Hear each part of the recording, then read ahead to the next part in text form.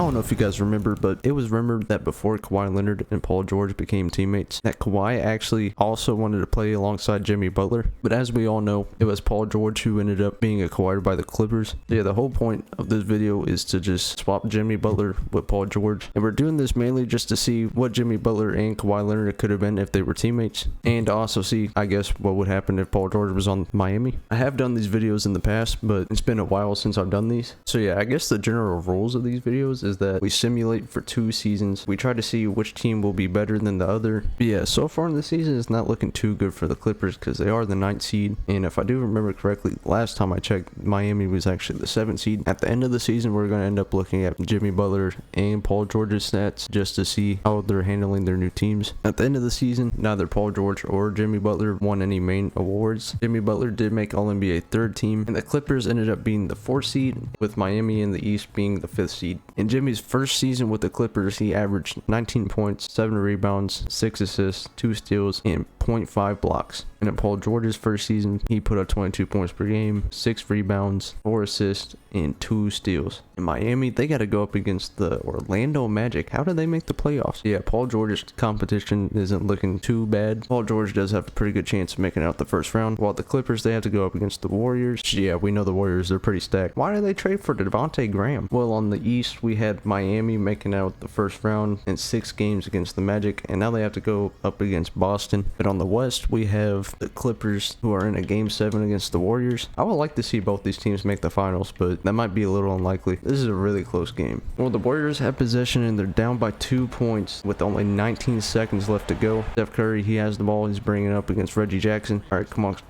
Oh, he just broke his ankles? Why didn't he shoot the 3? Yeah, they got 6 seconds left. Let's see if he can get somebody open, or he can just whip a random 3 off his...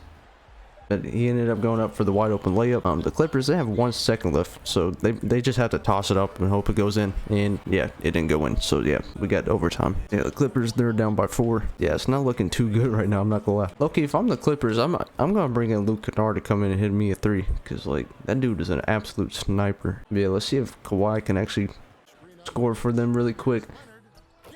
Oh, that is Kawhi Leonard after all. I was kind of hoping that they would have made a 3, but I guess the wide open mid-range was a no-brainer. But yeah, Klay Thompson, he knocks down both free throws. But yeah, they definitely need a 3. If they can get an and 1 on a 3, that would be nuts. Jimmy Butler, is he going to pull up? Kawhi, he's going to take the shot, and he misses.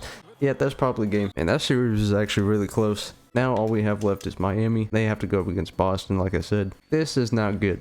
I hardly doubt that they're going to come back from a 3-0 lead. Yeah, it looks like Boston ends up sweeping the Heat. Yeah, that was a really good team.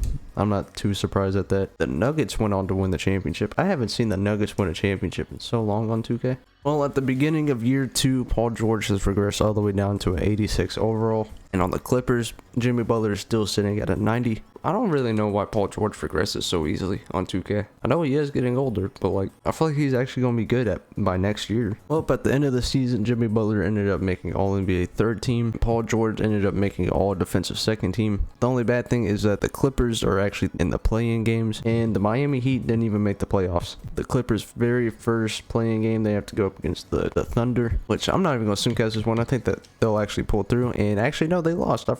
Okay. Yeah, in their second game, they have to go up against the Phoenix Suns. I think we all remember how this went last time they had to play against each other.